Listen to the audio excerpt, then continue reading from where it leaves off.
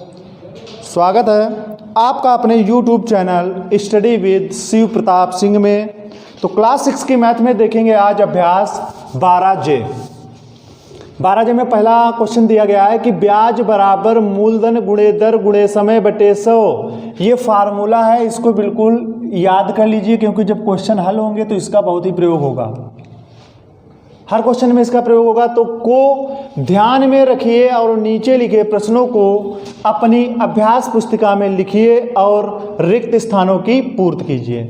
ज़्यादा कुछ नहीं इसमें करना है। पहला क्वेश्चन, जैसे हमारा जो शब्द दिया है ब्याज, अब इसमें देख लीजिएगा ब्याज है कि नहीं है। अगर मिल जाता है तो वो नहीं भरा जाएगा और जो नहीं मिलेगा वही भर दिया जाएगा। ब्याज नहीं है इसमें कहीं पर भी, तो बस जो कोठा खाली है उसमें भर देंगे हम ब्याज। ठीक, खा वाला देखेंगे।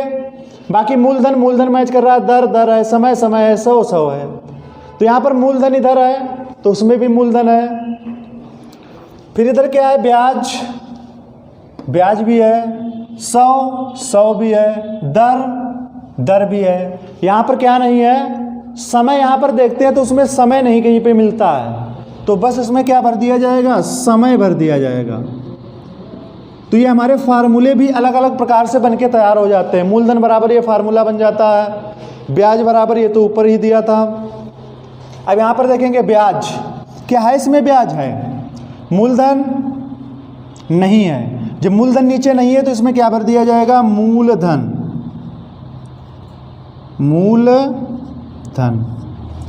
घा वाले में मैच करेंगे, ब्याज है, इसमें है, मूलधन भी है, दर नहीं है। जब नहीं है तो वही भर दिया जाएगा।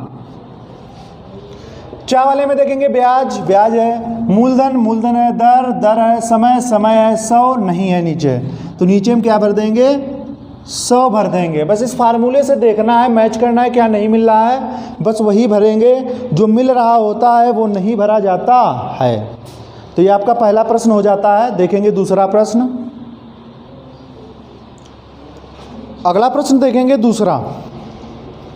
निम्नलिखित सारणी अपनी अभ्यास पुस्तिका में बनाइए और रिक्त स्थान भरिए। क्रम संख्या मूलधन रुपये में, ब्याज रुपये में, मिश्रधन रुपये में। तो ये होता क्या है, मूलधन का मतलब है जो हमारे पास धन होता है वही हमारा मूलधन कहलाता है। या हम किसी से अगर रुपये उधार लेते हैं तो मूलधन के हिसाब से लेते हैं।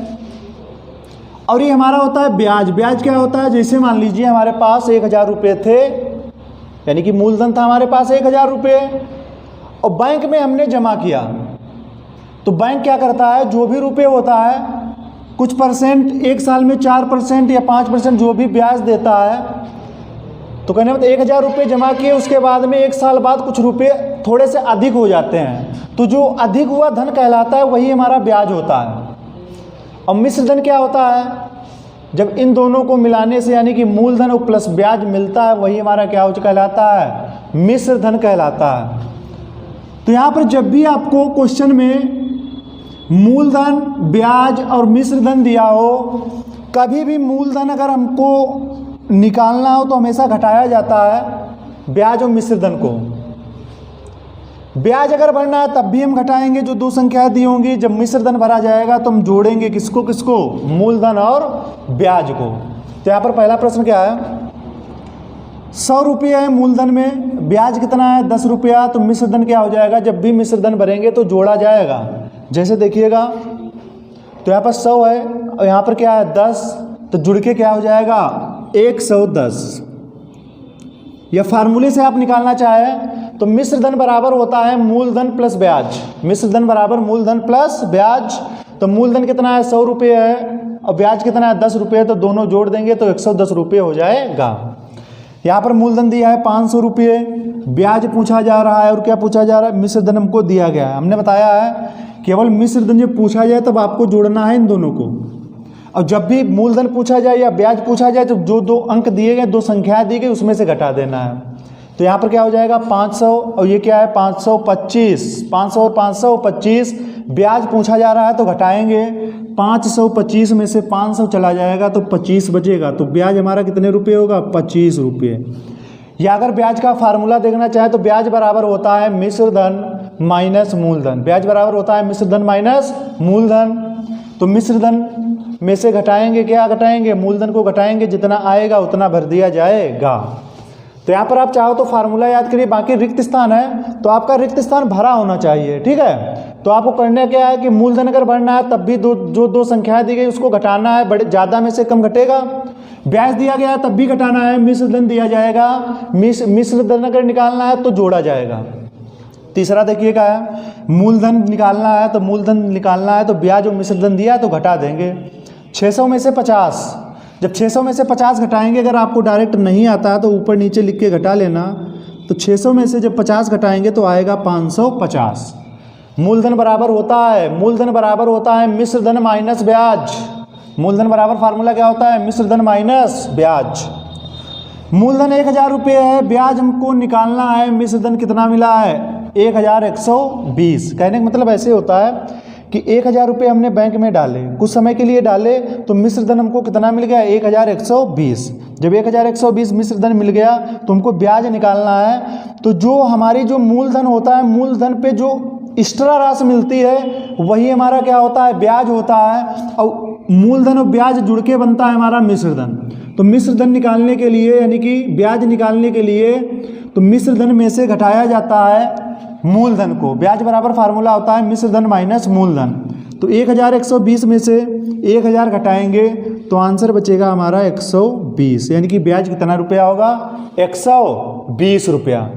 तो आपको करना कुछ नहीं है, मूलधन घटा के भर देना है, ब्याज को घटा के भरना है, और मिश्र धन पूछा जाए तो जोड़ के भरा जाता है, क्योंकि आपको फार्मूले या तो फिर याद करने पड़ेंगे।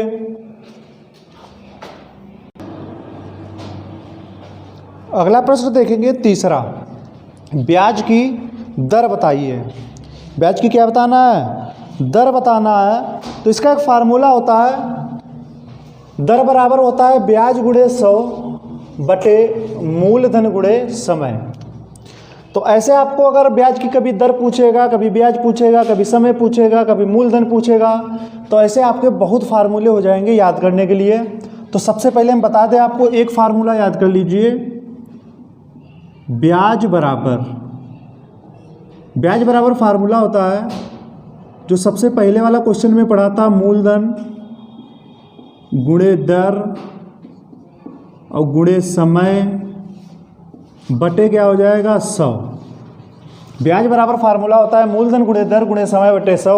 और इस फार्मूले की सहायता से आप कोई भी फार्मूला, ब्याज का तो सीधे सीधे हो जाएगा, मूलधन का भी इसी से बन जाएगा, मूलधन बराबर दर बराबर समय बराबर इसी से फार्मूला बन जाएगा। तो हमको इसमें बताना है ब्याज की दर, यानी कि दर का फार्मूला बनाना है। क्या बनाना है? दर का फार्मूला। तो क्या बन जाएगा देखना, इधर दर तो उधर है, तो उधर हमारा रहेगा दर।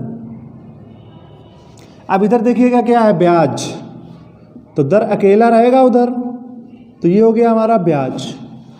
अब इधर से देखिए, दर के साथ में 100 काहे में है? ये भाग में है, तो ये ब्याज गुणे में चला जाएगा। अब ये जो चीज़ गुणे में होती है, दर के साथ गुणे में समय, दर के साथ मूलधन यानी कि मूलधन है, तो ये जो गुणा वाला है वो कहाँ चला जाएगा? भाग में चला जाएगा। तो ये हो जाएगा मूलधन, और गुणे क्या हो जाएगा? मूलधन हो जाएगा गुणे समय, यानी कि भाग में होगा। तो इस तरीके से ये आपका फार्मूला बनके तैयार हो जाता है। अब चाहे फार्मूला एक फार्मूले से बना लीजिए या फिर सीधे सीधे दर बराबर याद कर लीजिए, ब्याज गुणे 100 बटे मूलधन गुणे क्या हो जाएगा? समय हो जाएगा।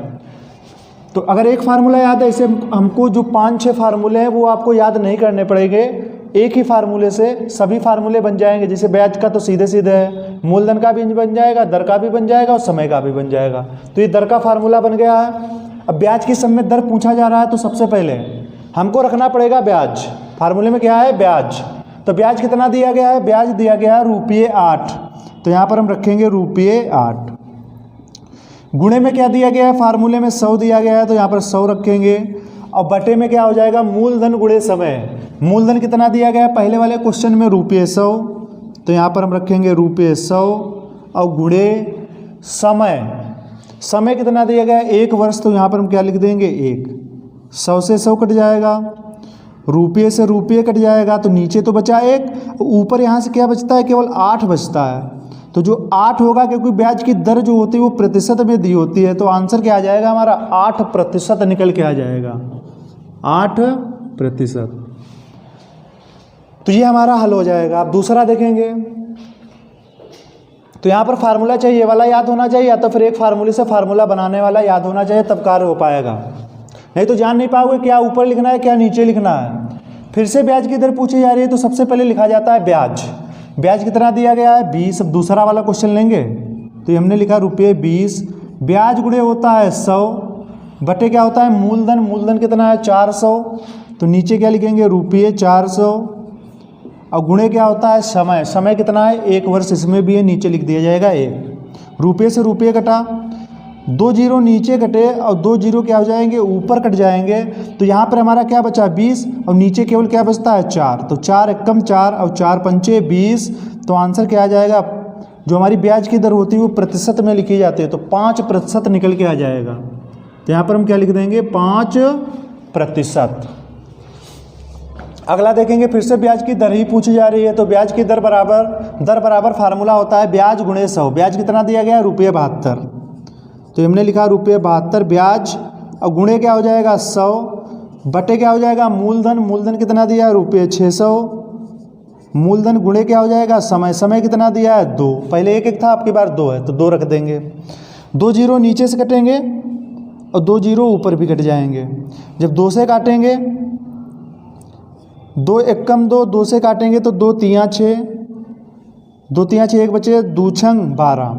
6 से काटेंगे 6 एकम 6, 6 छरंग 36। तो हमारा आंसर क्या आया यहाँ से 6 आया। रुपये से रुपये भी काट देंगे क्योंकि हमसे दर पूछता है तो प्रतिशत में लिखेंगे। आंसर क्या आ जाएगा 6%। तो यहाँ पर हम क्या लिखेंगे 6%। तो समझ में आया आप लोगों की। क्वेश्चन नंबर 3, चाहो तो आप फार्मूला इस फार्मूले से बनाकर या फिर सीधे सीधे आपको फार्मूला याद होना चाहिए, या तो फिर एक फार्मूला ब्याज बराबर मूलधन गुणे दर गुणे समय की सहायता से हम सभी फार्मूले बना सकते हैं।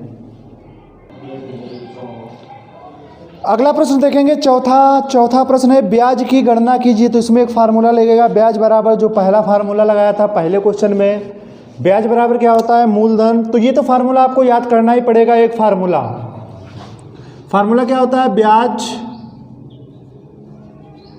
ब्याज बराबर होता है मूलधन गुणे दर और गुणे क्या हो जाएगा समय और पान में क्या होगा 100।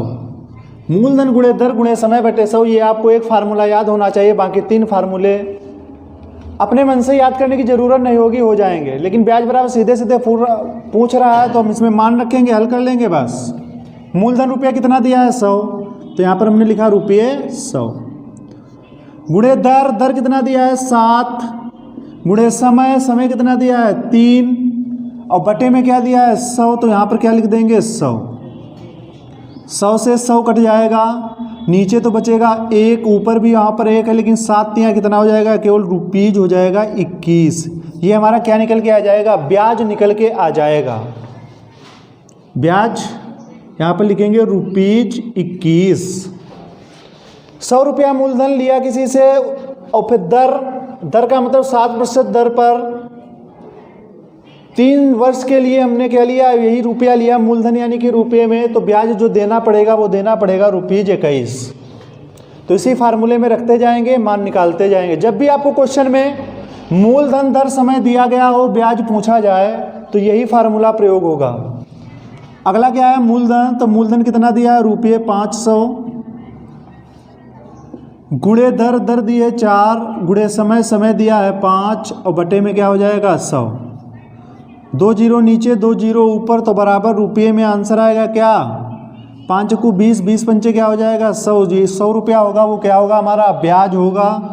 तो यहाँ पर लिख देंगे ₹100। तीसरा, इसमें लैंग्वेज में कंफ्यूज होने की ज़रूरत नहीं है कि 2 पैसे प्रति रुपया प्रतिमाह लिखा है तो इसमें कुछ नहीं करना है, बाकी वही मान रख देना है अंकों वाला। तो रुपये क्या हो जाएगा 50 गुणे दर कितना दिया गया है दर 2 पैसे प्रति रुपया प्रतिमाह है तो यहाँ पर 2 ही रखा जाएगा। और 4 माह दिया है तो यहाँ पर क्या रखा जाएगा 4 बटे में क्या हो जाएगा 100। तो यहाँ पर 1 जीरो नीचे 1 जीरो ऊपर 5 एकम 5, 5 दूनी 10, 2 एकम 2, 2 एकम 2 तो बराबर रुपया कितना आ जाएगा 4 रुपया आ जाएगा ब्याज के रूप में। तो यहाँ पर हम रुपये क्या लिखेंगे 4 लिख देंगे। तो ये ब्याज बराबर फार्मूला, ये फार्मूला तो आपको एक याद ही होना चाहिए। तो ये हो जाता है क्वेश्चन नंबर 4, एक ही फार्मूले पर सब। और 5 वाला प्रश्न देखेंगे। अगला प्रश्न देखेंगे 5वां। नीचे दिए गए कोष्ठक के विकल्पों में से सही विकल्प चुनकर खाली स्थान की पूर्ति अपनी अभ्यास पुस्तिका में ही कीजिए। तो क्या वाला दिया गया है, जो धन उधार दिया या लिया जाता है। तो जो धन उधार दिया या लिया जाता है उसे क्या कहते हैं। जैसे मान लीजिए हमने किसी से कुछ रुपये उधार लिए, तो जो लिए या हमने किसी को दिए तो वो जाता है हमारा मूलधन में। काय में जाता है, मूलधन, क्योंकि उधार देना लेना जो हमारा होता है वो कहलाता है मूलधन। तो इसमें हम क्या भर देंगे, मूलधन भर देंगे। दूसरा क्या है, उधार ली गई राशि। जैसे हमारे उधार ली गई राशि, जैसे हमने उधार ली थी तो क्या लिया था, मूलधन लिया था, यानी कि मूलधन के उपयोग के बदले में, जैसे हमने किसी से 1000 रुपये उधार लिए और उसका हमने उपयोग किया, उपयोग करने के बाद बदले दी जाने वाली अतिरिक्त राशि। तो पहले से है जब मूलधन लिया जाता है, कहने लगे कि हमको 1000 रुपये दे दो, तो हम तुमको क्या करेंगे कि 100 रुपये उसमें से एक्स्ट्रा मिला के देंगे, यानी कि 1000 और प्लस यानी कि जो हमने लिए वो वाले 100 रुपये और भी देंगे। अतिरिक्त राशि जो देंगे तो वो जो हमारी होती है अतिरिक्त राशि को जो हम कहते हैं वो बोलते हैं हम ब्याज। क्या बोलते हैं, ब्याज। उधार ली गई राशि के उपयोग के बदले दी जाने वाली राशि जो हमारी होती है वो क्या कहलाती है, ब्याज। या दूसरे शब्दों में इस प्रकार से समझ सकते हो कि जैसे हमने बैंक में 1000 रुपये डाले, कुछ दिनों के बाद अगर हम निकालने जाए तो उस पर 1 रुपया, 2 रुपया या 10 रुपया, 50 रुपया जो अधिक धन मिलता है वो हमारा ब्याज कहलाता है। जो वही बात है कि दी जाने वाले अतिरिक्त राशि को हम ब्याज कहते हैं। तो यहाँ पर क्या है, मूलधन, यानी कि हमने बैंक में जैसे 1000 रुपये जमा किए और उस पर कुछ हमको ब्याज मिल जाता है, जैसे 10 रुपये मिल जाता है या 100 रुपये जमा करके हमने 10 रुपया क्या मिला, ब्याज मिला। तो मूलधन और प्लस ब्याज मिला के बनता है, क्या बनता है, बनेगा हमारा मिश्र धन। क्योंकि फार्मूला अगर आपको याद है कि मिश्र धन बराबर क्या होता है, मूलधन प्लस ब्याज, तो डायरेक्ट आप भर सकते हैं। वैसे भी मूलधन और ब्याज जब मिलेगा तो बन जाता है हमारा मिश्र धन। अच्छा, मिश्र धन में से जब ब्याज घट जाए तो मिश्र धन में से जब ब्याज घट जाता है तो हमारा क्या बच जाएगा, मूलधन बच जाएगा। अब यहाँ पर ये ना समझना, कहने लगना मूलधन तो भर गया है, ठीक, इसके बाद में ब्याज भी भर चुका है, दूसरे वाले में, तीसरे वाले मिश्र धन भर चुका है। तो अब ये ना समझना कि अब ये दर बचा है तो इसमें दर हो जाएगा, क्योंकि क्वेश्चन को समझेंगे, ये वाला एक्स्ट्रा दिया है। तो यहाँ पर हम जो मिश्र धन माइनस ब्याज, यानी कि मूलधन बराबर होता है मिश्र धन माइनस ब्याज। तो यहाँ पर भी हमको क्या भरना पड़ेगा, मूलधन ही भरना पड़ेगा, ये नहीं कि वो वाला दर वाला भर दिया। तो इस प्रकार से हम क्वेश्चन को करेंगे, क्वेश्चन नंबर 5 को। इसके बाद अगला प्रश्न देखेंगे 6वां। अगला प्रश्न देखेंगे 6वां क्या दिया है कि वार्षिक ब्याज दर ज्ञात करना है। वार्षिक ब्याज दर कहने का मतलब दर ज्ञात करना है। यदि मूलधन 100 रुपये दिया हो, समय 1 वर्ष दिया हो और मिश्र धन कितना दिया हो, रुपये 160। तो इसको हम हल करेंगे, हमको दर निकालना है। क्या निकालना है, दर। लेकिन यहाँ पर समझिएगा, दर का जो फार्मूला होता है, दर बराबर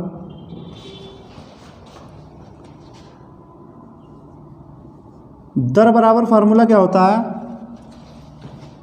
ब्याज गुणे 100, ब्याज गुणे 100 और बटे क्या होता है, मूलधन गुणे समय, मूलधन गुणे समय। ये हमारा फार्मूला होता है। तो इस फार्मूले में अगर हम मान रख दें सभी के तो हमें दर मालूम हो जाएगी, क्योंकि वार्षिक ब्याज दर ही तो पूछ रहा है। तो यहाँ पर देखिएगा ब्याज, कि ब्याज क्वेश्चन में दिया गया है, नहीं दिया गया है तो हमको ब्याज निकालना पड़ेगा। 100 हो जाएगा, मूलधन भी दिया है, समय भी दिया है, लेकिन हमको ब्याज नहीं मालूम है तो दर हम डायरेक्ट नहीं निकाल सकते हैं। तो सबसे पहले निकालेंगे हम ब्याज। अच्छा, ब्याज निकलेगा कैसे, ब्याज कैसे निकलेगा? ब्याज बराबर जो फार्मूला होता है, ये जो हमको दिया गया है उसी से निकलेगा। ब्याज बराबर होता है मिश्र धन माइनस मूलधन। ये ब्याज का फार्मूला होता है, ब्याज बराबर मिश्र धन माइनस मूलधन,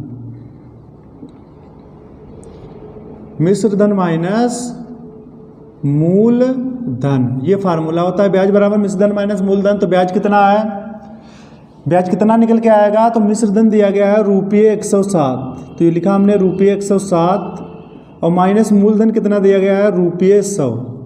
तो जब घटाएंगे 107 में से 100 तो रुपया 7 निकल के आएगा। क्या निकल के आएगा? ब्याज।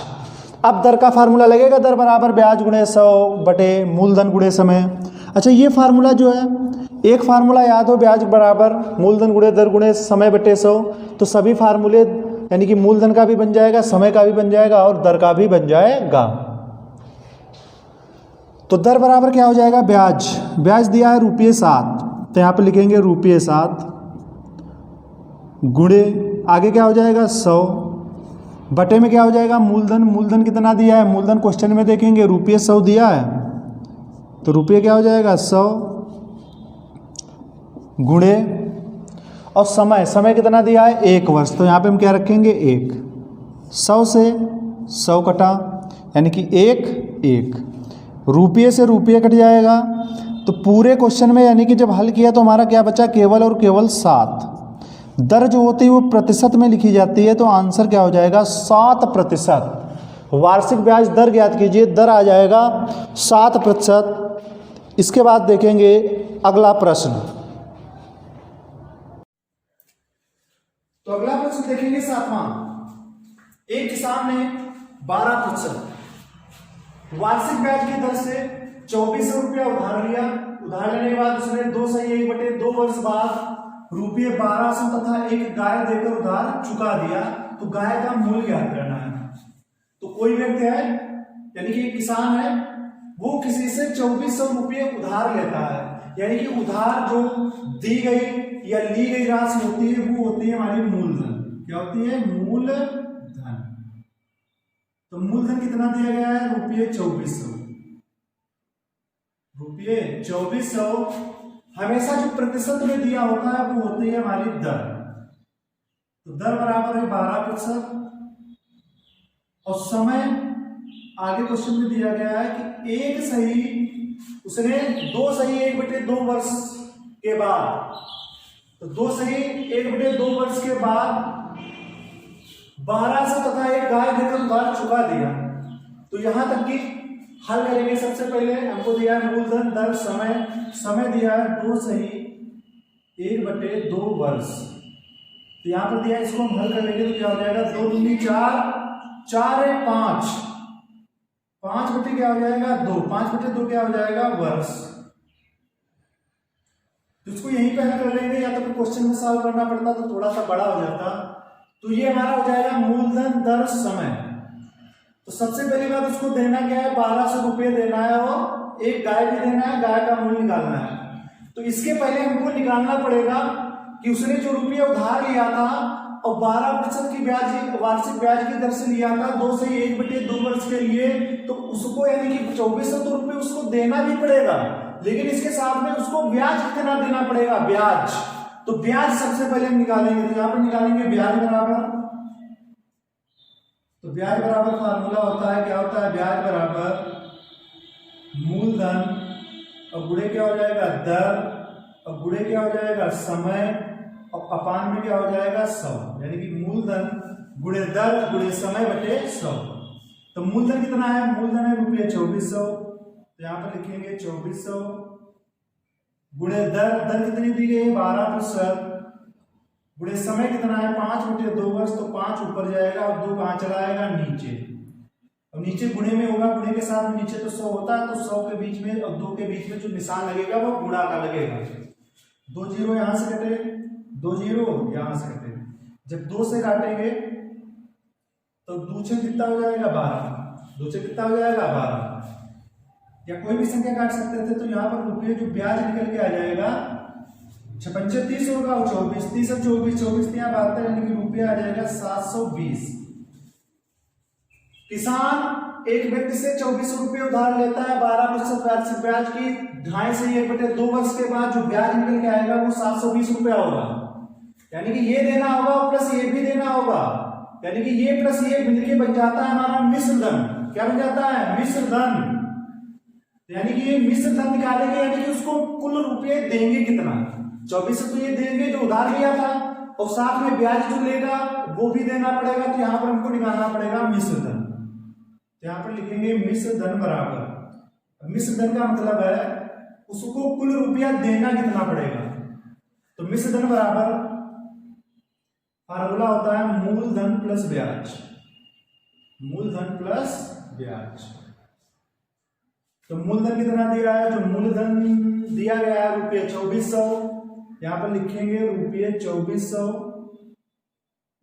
और प्लस ब्याज, ब्याज कितना निकल गया है? रुपये 720। ये रुपया उधार लिया था, उस पे ये कुछ दो यानी कि 2.5 साल बाद हमको ये ब्याज देना पड़ेगा। तो कुल मिश्र धन जो देना पड़ेगा हम उसको जोड़ देंगे।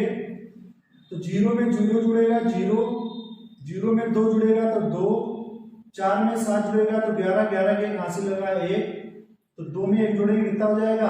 3। यानी कि मिश्र धन के रूप में हमको जो रुपये देना पड़ेगा वो 3120 देना पड़ेगा। लेकिन वो करता क्या है? रुपये 1200 तथा एक गाय देकर चुका देता है। यानी 1200 प्लस 11 देना है 3120 रुपया।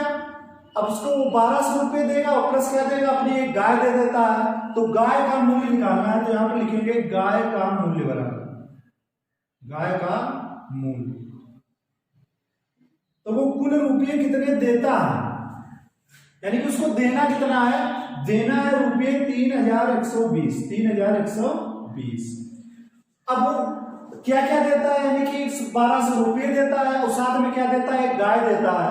तो गाय का मूल्य नहीं मालूम है, तो यहां पर हम घटा देंगे रुपये 1200 को। जब 1200 को घटा देंगे तो कुल रुपये देना था 3120, गाय का मूल्य ये हम घटा देंगे, क्योंकि रुपये घटा देंगे इसमें से। जब रुपये घटा देंगे तो हमारा जो बचेगा तो गाय का मूल्य निकल के आ जाएगा। तो बराबर क्या हो जाएगा? रुपये यहाँ पर रुपये 0 0 गया 0, 2 से 0 गया 2, 1 से 2 जाएगा नहीं, यहाँ साथ में 11, 11 में से 2 गया बचेगा 9, यहाँ बचेगा 2, 2 में से 1 गया क्या बचेगा 1। जो गाय का मूल्य निकल के आ जाएगा वो आ जाएगा 1920 रुपये, 1920 रुपये। अगला प्रश्न देखेंगे आठवां दिया है रुपये 12.5%। तो रुपये का साइन दिया है 12.5%। वार्षिक ब्याज का क्या अर्थ है? तो रुपये जो 12.5% है, तो यहां पर देखिएगा रुपये 12.5%। तो इसका मतलब ये होता है जब प्रतिशत हटेगा तो रुपये क्या हो जाएगा? 12.5 बटे में क्या हो जाएगा? 100%। का मतलब होता है पूरे का भाग 100। तो इसका मतलब यही हो जाता है कि रुपये 100 पर जब भी अगर हम प्रतिशत निकालते हैं तो 100 का जो ऊपर पूरा प्रतिशत होता है वही तो लिया जाता है। यहाँ पर रुपये की बात हो रही है तो रुपये, तो रुपये 100 पर ये रुपये कितने होंगे? रुपये 100 पर जो 1 वर्ष का ब्याज है, यानी कि वार्षिक ब्याज का मतलब है 1 वर्ष का ब्याज। तो रुपये 100 पर जो 1 वर्ष का ब्याज है वो 12.5 रुपये है। 12 रुपये यानी कि दशमलव पहले रुपये होते हैं और बाद वाले क्या होते हैं? पैसे। तो 5 का मतलब हो जाएगा यहाँ पर 50। तो रुपये 100 पर 1 वर्ष के लिए जो ब्याज होगा वो होगा 12.50, यानी कि 12 रुपये 50 पैसे होगा। तो यहाँ पर लिख देंगे रुपये 12.5% वार्षिक ब्याज का क्या अर्थ है? तो यहाँ पर लिखेंगे रुपये 100 पर, रुपये 100 पर।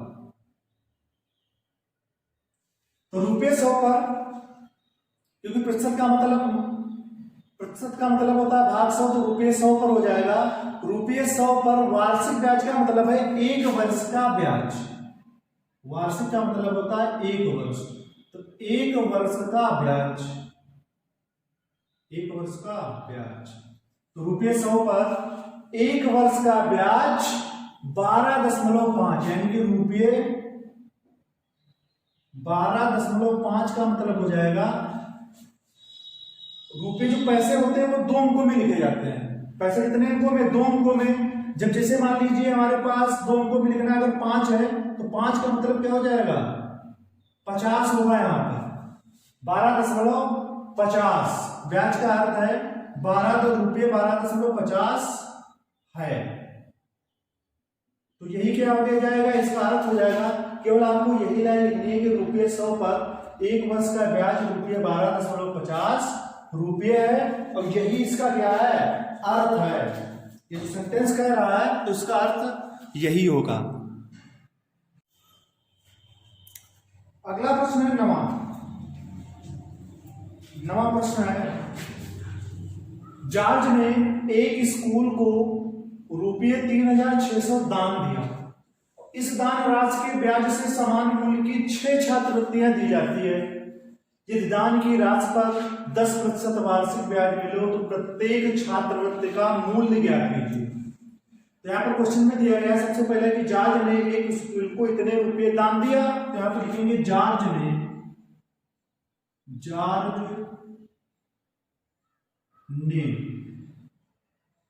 एक स्कूल को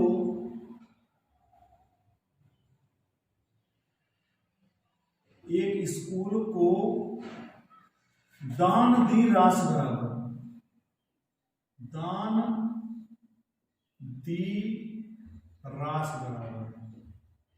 एक स्कूल को जो दान देता है वो देता है रुपये 3600। 3600। अगली लाइन क्या है, इस दान राशि के ब्याज से समान मूल्यों की 6 छात्रवृत्तियां दी जाती हैं। इस दान राशि के ब्याज से क्या होता है, समान मूल्य की 6 छात्रवृत्तियां दी जाती हैं। तो यहां पर लिखेंगे समान मूल्य की 6 छात्रवृत्तियां, यहां पर लिखेंगे समान, और समान क्या लिखेंगे, मूल्य की, समान मूल्य की 6 छात्रवृत्तियां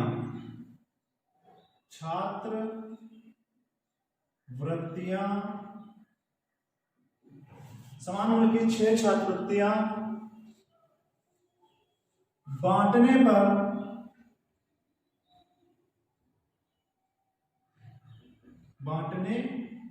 पर दान की राशि बराबर,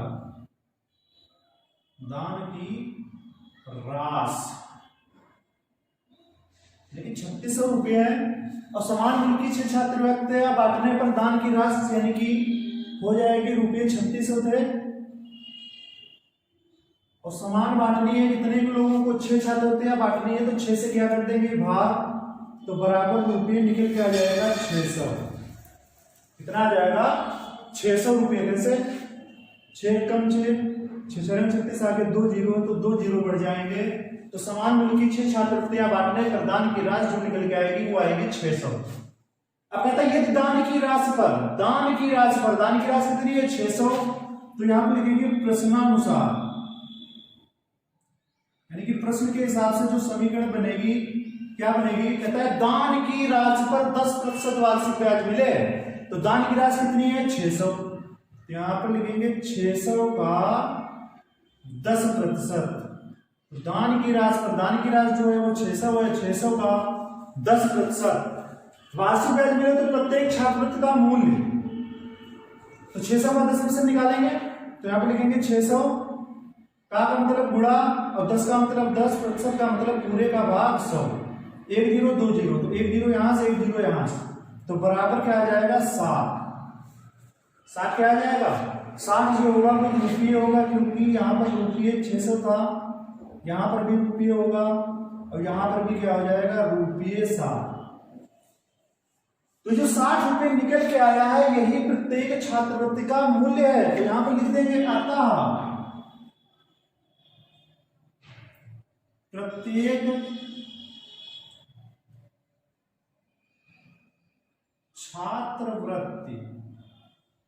प्रत्येक छात्रवृत्ति का मूल्य रुपये 60 होगा। प्रत्येक छात्रवृत्ति का मूल्य रुपये कितना होगा 60 रुपये होगा। तो यहाँ पर प्रश्न नंबर 9 हो जाता है। इसके बाद देखेंगे 10वां प्रश्न। अगला प्रश्न देखेंगे 10वां। क्या दिया गया है कि करीम बाग लगाने के लिए बैंक से 15,000 रुपये का ऋण लेता है और बैंक पौधों की खरीद के लिए ऋण का 20% छूट देने के बाद शेष धनराशि पर 9% वार्षिक साधारण ब्याज लेता है और 4 वर्ष बाद करीम पूरा ऋण अदा करने के लिए बैंक को कितना धन देगा। तो यानी कि हमको इसमें जो करीम जो है बैंक से ऋण लेने के बाद कितना धन अदा करेगा, तो हमको क्या करना पड़ेगा, ये हमसे पूछा जा रहा है क्वेश्चन में मिश्र धन। जैसे हमने किसी से रुपए उधार लिए, उधार लेने के बाद जो हमको ब्याज देना पड़ेगा, तो कुल मिला के क्या हो जाता है, हमसे मिश्र धन पूछा जा रहा है। तो मिश्र धन कैसे निकलेगा, मिश्र धन बराबर फार्मूला होता है मूलधन प्लस ब्याज। तो हमको मूलधन निकालना पड़ेगा फिर ब्याज भी निकालना पड़ेगा। तो हम बता सकते हैं कि करीम यानी कि बैंक से जो ऋण लेता है उसके बाद कितना मिश्र धन देना पड़ेगा। तो यहाँ पर क्वेश्चन में देखेंगे इन दोनों की सहायता से, यानी कि जो ऋण लेता है, जो छूट बचता है, छूट देता है बैंक, तो उसके बाद में जो हल करने के बाद जो भी राशि होगी वो हमारा बनेगा मूलधन। तो यहाँ पर सबसे पहले हम निकालेंगे मूलधन। तो यहाँ पर लिखेंगे ऋण की राशि या बैंक से ली गई ऋण की राशि बराबर बैंक से ली गई ऋण की राशि, बैंक से ली गई ऋण, और ऋण के बाद क्या लिखेंगे, ऋण की राशि। बैंक से ली गई ऋण की राशि रुपये कितना है, 15,000। कितना है, 15,000। और उसके बाद छूट का प्रतिशत दिया गया है, छूट का प्रतिशत। तो छूट का जो प्रतिशत निकल के आएगा वो आएगा 20%। कि मतलब दिया गया छूट का प्रतिशत दिया गया है 20%। तो प्रश्नानुसार इसको हम हल करेंगे तो ये छूट का प्रतिशत जो दिया है वो छूट निकल के यहाँ पर आ जाएगी। क्या निकल के आ जाएगी, छूट। तो छूट कितनी देता है, यानी कि 15,000 का 20% कितना होगा, तो रुपये 15,000 का 20%, 15,000 का 20%। तो जो हम इसको हल करेंगे तो क्या होगा, रुपये 15,000 का मतलब गुणा 20 का मतलब 20 बटे प्रतिशत का मतलब पूरे का भाग 100, 2 जीरो नीचे 2 जीरो ऊपर। तो बराबर जो छूट निकल के आएगी 15 दूनी 30 और 2 जीरो और हैं तो 3,000 रुपये ये छूट है। तो छूट देने के बाद यानी कि जो बैंक से ली गई राशि थी वो 15,000 थी, छूट मिला है कितने का, 3,000 का। तो यहाँ से मूलधन निकल के आ जाएगा। तो मूलधन कैसे निकलेगा करीम बाग लगाने के लिए बैंक से इतने रुपए का ऋण लेता है, तो बैंक जो है पौधों की खरीद के लिए 20% का छूट देने के बाद 20% का छूट देने के बाद तो यहाँ पे निकालेंगे मूलधन बराबर मूलधन। मूलधन कैसे निकलेगा, वैसे मूलधन अगर हमको छूट ना देना पड़ता तो यही हमारा मूलधन होता, लेकिन यहाँ पर छूट यानी कि रुपये लिया गया था, जो भी दिया जाता है वो मूलधन होता है। तो रुपये ये कितना लिया गया था, 15,000 रुपये लिया गया था। अगर छूट ना दी जाती तो यही हमारा मूलधन होता, लेकिन छूट देने के बाद छूट कितने की मिलती है, 3,000 रुपये की। तो माइनस कर देंगे रुपये 3,000। तो मूलधन जो निकल के आ जाएगा वो आ जाएगा हमारा 15 से 3 गया यानी कि रुपये 12,000। रुपये कितना, 12,000। तो ये हमको मूलधन निकल आया, क्योंकि हमसे मिश्र धन पूछा जा रहा है तो मूलधन आ गया। तो मिश्र धन बराबर होता है मूलधन प्लस ब्याज। तो मूलधन के बाद हम निकालेंगे ब्याज। क्या निकालेंगे, ब्याज। ब्याज बराबर फार्मूला होता है, क्या होता है, मूलधन गुणे दर गुणे समय और पूरे का भाग क्या हो जाएगा, 100। तो यहाँ पर देखिएगा, यहाँ तक कि तो हो गया। कहता है छूट देने के बाद शेष धनराशि पर, शेष धनराशि मतलब 12,000। तो शेष धनराशि का मतलब है 12,000 पर 9% वार्षिक साधारण ब्याज लेता है। तो 4 वर्ष बाद करीम पूरा ऋण अदा करने के लिए बैंक को कितना धन देना होगा। तो तो यहाँ पर हमारा क्वेश्चन में ब्याज निकालने के लिए मूलधन दर समय मालूम होना चाहिए। तो मूलधन ये हुआ, दर ये हुई हमारी, और समय कितना हुआ 4। तो यहाँ पर हम ब्याज निकाल लेंगे। तो मूलधन रुपये 12,000, रुपये 12,000 गुणे दर दी है 9% गुणे समय दिया है 4 वर्ष और बटे पूरे का क्या हो जाएगा 100, 2 0 2 0। तो यहाँ पर बराबर रुपये जो ब्याज होगा वो होगा हमारा, एक तो 0 हो जाएगा।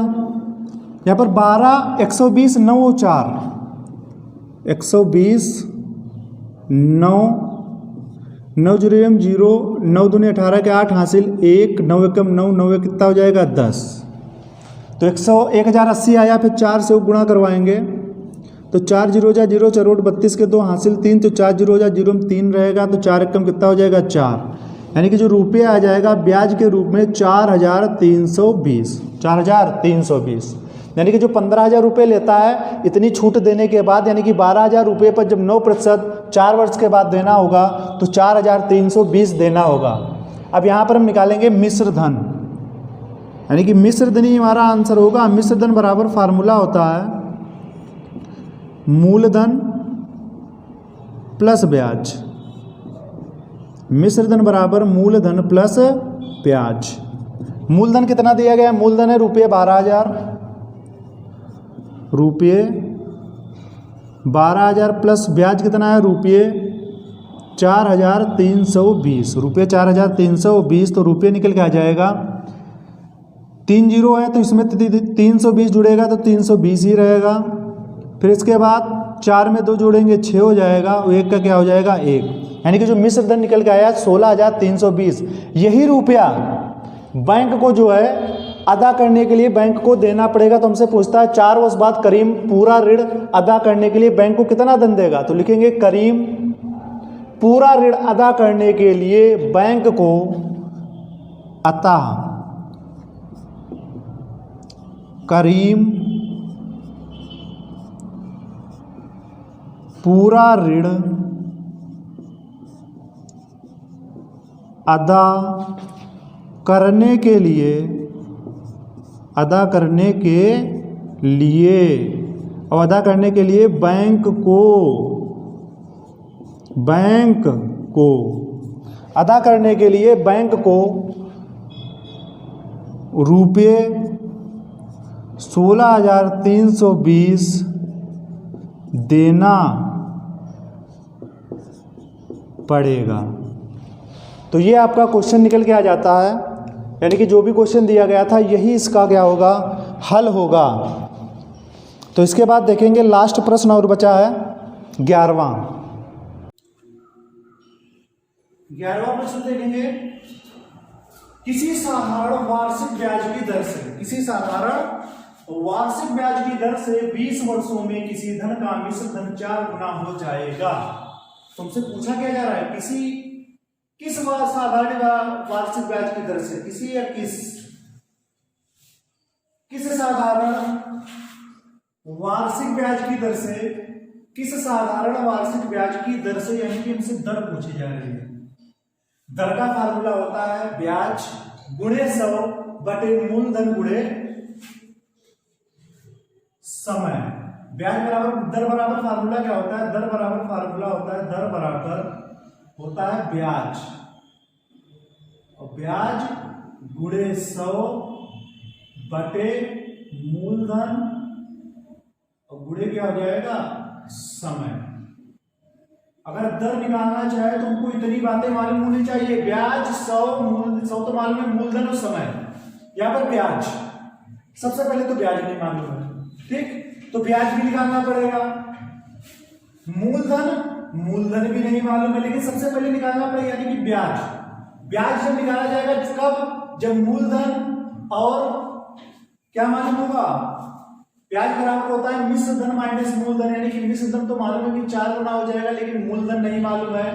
तो यहां पर हम क्या करेंगे, समय तो हो जाएगा आपका 20 वर्ष, मूलधन और ब्याज इसे निकालना पड़ेगा।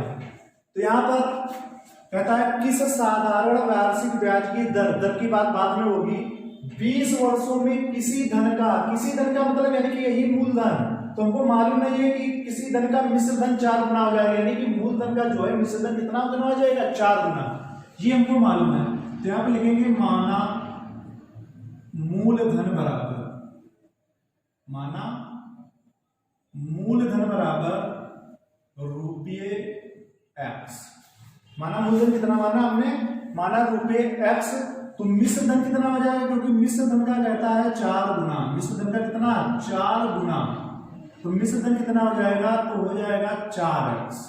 रुपये कितना हो जाएगा 4x का 4x, यानी कि x है तो 4x हो जाएगा, तो गुना 4 गुना हो जाएगा।